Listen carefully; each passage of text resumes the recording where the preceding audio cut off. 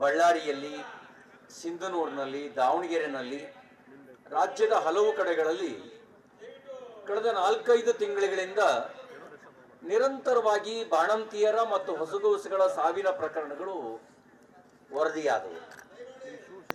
ನನಗೆ ಆಶ್ಚರ್ಯ ಮತ್ತು ಆಘಾತ ಆಗಿದ್ದೇನು ಅಂದ್ರೆ, ಈ ಸಾವು ಆಕಸ್ಮಿಕವಾದ ಸಾವುಗಳಲ್ಲ. ಈ ಸಾವು ಯಾರೋ ಒಬ್ಬ ವೈದ್ಯರ ನಿರ್ಲಕ್ಷ್ಯದಿಂದ ಆದ ಸಾವುಗಳು ಅಲ್ಲ. ಈ ಸಾವು ಗ್ರಾಚಾರ ಕೆಟ್ಟ ಆದ ಸಾವುಗಳು ಅಲ್ಲ. ಈ ಸಾವು ಆಳುವ ಸರ್ಕಾರದ ನಿರ್ಲಕ್ಷ್ಯದ ಪರಿಣಾಮದಿಂದ ಆದಂತ ಅಮಾನವೀಯಾದಂತ ಕೊಲೆ ಅಂತ ಹೇಳಬೇಕಾಗತ್ತೆ. ನೋಡಿ, ಬಂಗಾ ಫಾರ್ಮಾಸ್ಯೂಟಿಕಲ್ ಕಂಪನಿ ಅವರೇನು IV ದ್ರಾವಣ ಸಪ್ಲೈ ಮಾಡಿದ್ರು, ಅದು ಕೆಲವು ಬ್ಯಾಚ್ಗಳು ಉಪಯೋಗಕ್ಕೆ ಯೋಗ್ಯ ಅಲ್ಲ ಅಂತ ನಮ್ಮ ಲ್ಯಾಬ್ ಟೆಸ್ಟ್ ಹೇಳಿ ಅದನ್ನು ರಿಜೆಕ್ಟ್ ಮಾಡಿತ್ತು. ರಿಜೆಕ್ಟ್ ಮಾಡಿದ IVಯನ್ನ ಮತ್ತ್ಯಾಕೆ ಆಸ್ಪತ್ರೆಗಳಿಗೆ ಸಪ್ಲೈ ಮಾಡಿದ್ರು? ಅಂದ್ರೆ ಈ ಸಪ್ಲೈ ಮಾಡಿದ್ದಾರೆ ಅಂತ ಹೇಳಿದ್ರೆ ಇದಕ್ಕೂ ವಿಷ ಹಾಕಿ ಕೊಲ್ಲೋದಕ್ಕೂ ವ್ಯತ್ಯಾಸ ಏನಿದೆ? ಬಾಣಂತಿಯರನ್ನ ವಿಷಪೂರಿತವಾಗಿರ್ತಕ್ಕಂಥ IV ದ್ರಾವಣದ ಮೂಲಕ ಕೊಲ್ಲಲಾಗಿದೆ. ಇದು ಆಳುವ ಸರ್ಕಾರ ಮಾಡಿರುವ ಹತ್ಯೆ ಅಂತ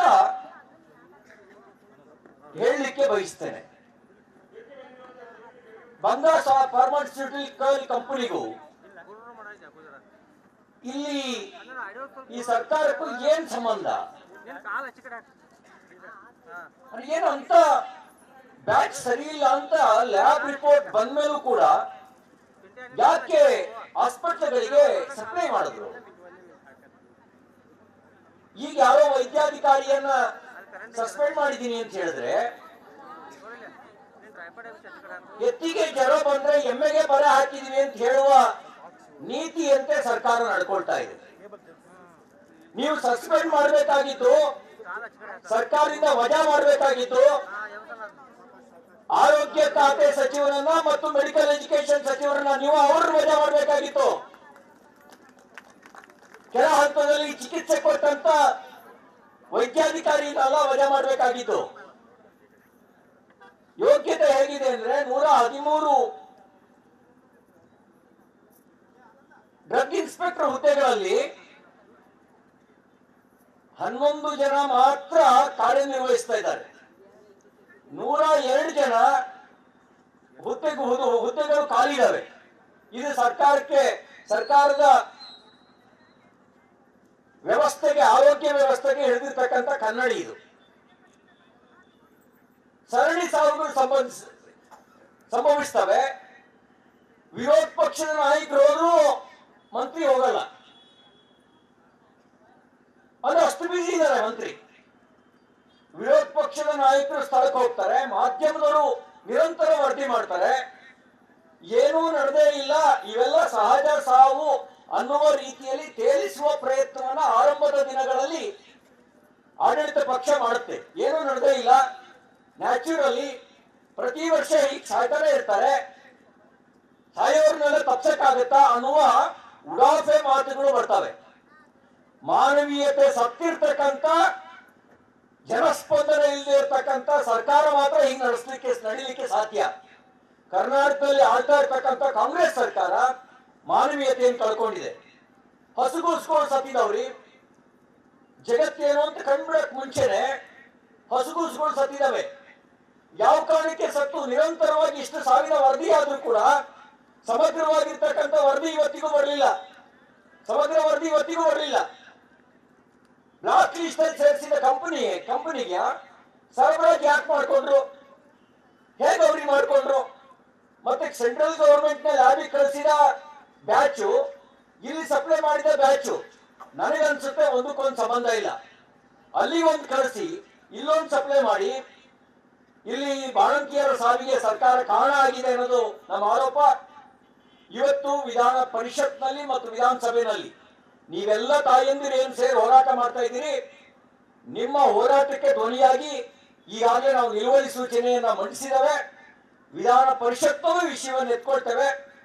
ಆ ಬಂಗಾ ಫಾರ್ಮಾಸ್ಯೂಟಿಕಲ್ ಕಂಪನಿ ಯಾವ್ಯಾವ ಬ್ಯಾಚು ಐವಿ ಅದು ವಿಷಪೂರಿತ ಆಗಿದೆ ಅನ್ನೋದು ಸಮಗ್ರ ತನಿಖೆಯಿಂದ ಪತ್ತೆ ಆಗಬೇಕು. ಯಾರು ನಿರ್ಲಕ್ಷ್ಯ ವಹಿಸಿದರೆ ಅವರಿಗೆ ಶಿಕ್ಷೆ ಆಗಬೇಕು. ಆ ತಾಯಂದಿರನ್ನ ಸತ್ತೋಗೋ ತಾಯಂದಿರನ್ನ ವಾಪಸ್ ತರೋ ಶಕ್ತಿ ಇಲ್ಲ. ಆದ್ರೆ ತಪ್ಪು ಮಾಡಿದವ್ರಿಗೆ ಶಿಕ್ಷೆ ಆಗ್ಬೇಕಾ ಬೇಡವಾ? ಏನ್ ತಾಯಿ, ತಪ್ಪು ಮಾಡಿದವ್ರಿಗೆ ಶಿಕ್ಷೆ ಆಗ್ಬೇಕಾ ಬೇಡವಾ? ತಪ್ಪು ಮಾಡಿದವ್ರಿಗೆ ಶಿಕ್ಷೆ ಆಗ್ಬೇಕು.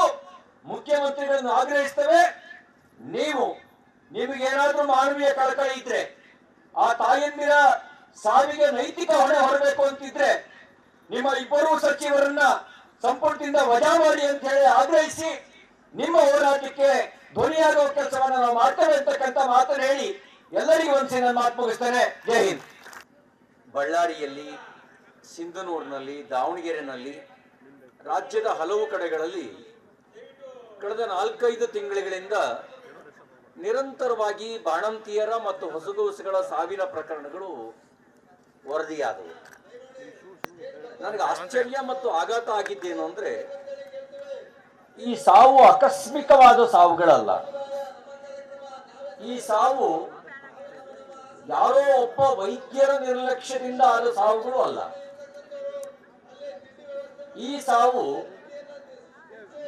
ಗ್ರಾಚಾರ ಕೆಟ್ಟ ಆದ ಸಾವುಗಳು ಅಲ್ಲ. ಈ ಸಾವು ಆಳುವ ಸರ್ಕಾರದ ನಿರ್ಲಕ್ಷ್ಯದ ಪರಿಣಾಮದಿಂದ ಆದಂತ ಅಮಾನವೀಯಾದಂತ ಕೊಲೆ ಅಂತ ಹೇಳಬೇಕಾಗತ್ತೆ. ನೋಡಿ, ಬಂಗಾ ಫಾರ್ಮಾಸ್ಯೂಟಿಕಲ್ ಕಂಪನಿ ಅವ್ರೇನು ಐವಿ ದ್ರಾವಣ ಸಪ್ಲೈ ಮಾಡಿದ್ರು, ಅದು ಕೆಲವು ಬ್ಯಾಚ್ಗಳು ಉಪಯೋಗಕ್ಕೆ ಯೋಗ್ಯ ಅಲ್ಲ ಅಂತ ನಮ್ಮ ಲ್ಯಾಬ್ ಟೆಸ್ಟ್ ಹೇಳಿ ಅದನ್ನು ರಿಜೆಕ್ಟ್ ಮಾಡಿತ್ತು. ರಿಜೆಕ್ಟ್ ಮಾಡಿದ ಐವಿಯನ್ನ ಮತ್ತ್ಯಾಕೆ ಆಸ್ಪತ್ರೆಗಳಿಗೆ ಸಪ್ಲೈ ಮಾಡಿದ್ರು ಅಂದ್ರೆ, ಈ ಸಪ್ಲೈ ಮಾಡಿದ್ದಾರೆ ಅಂತ ಹೇಳಿದ್ರೆ ಇದಕ್ಕೂ ವಿಷ ಹಾಕಿ ಕೊಲ್ಲೋದಕ್ಕೂ ವ್ಯತ್ಯಾಸ ಏನಿದೆ? ಬಾಣಂತಿಯರನ್ನ ವಿಷಪೂರಿತವಾಗಿರ್ತಕ್ಕಂಥ ಐವಿ ದ್ರಾವಣದ ಮೂಲಕ ಕೊಲ್ಲಲಾಗಿದೆ. ಇದು ಆಳುವ ಸರ್ಕಾರ ಮಾಡಿರುವ ಹತ್ಯೆ ಅಂತ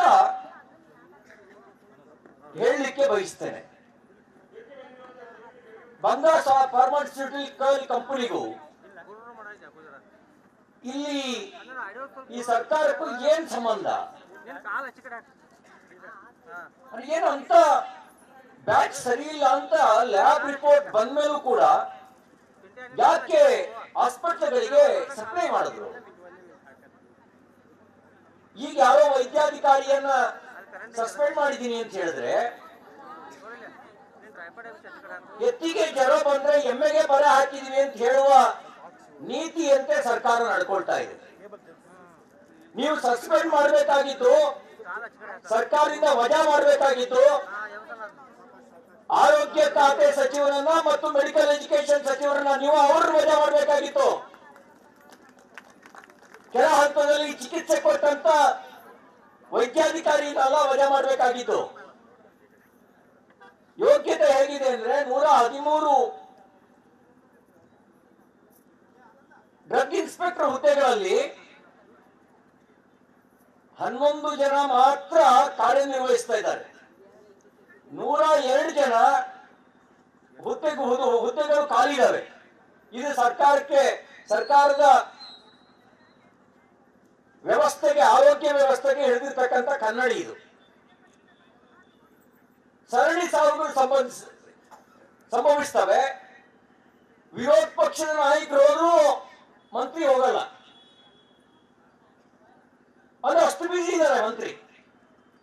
ವಿರೋಧ ಪಕ್ಷದ ನಾಯಕರು ಸ್ಥಳಕ್ಕೆ ಹೋಗ್ತಾರೆ, ಮಾಧ್ಯಮದವರು ನಿರಂತರ ವರದಿ ಮಾಡ್ತಾರೆ, ಏನೂ ನಡೆದೇ ಇಲ್ಲ, ಇವೆಲ್ಲ ಸಹಜ ಸಾವು ಅನ್ನುವ ರೀತಿಯಲ್ಲಿ ತೇಲಿಸುವ ಪ್ರಯತ್ನವನ್ನ ಆರಂಭದ ದಿನಗಳಲ್ಲಿ ಆಡಳಿತ ಪಕ್ಷ ಮಾಡುತ್ತೆ. ಏನೂ ನಡೆದೇ ಇಲ್ಲ, ನ್ಯಾಚುರಲಿ ಪ್ರತಿ ವರ್ಷ ಈಗ ಸಾಯ್ತಾನೆ ಇರ್ತಾರೆ, ಸಾಯೋರ್ನೆಲ್ಲ ತಪ್ಸಕ್ಕಾಗತ್ತಾ ಅನ್ನುವ ಉಡಾಫೆ ಮಾತುಗಳು ಬರ್ತವೆ.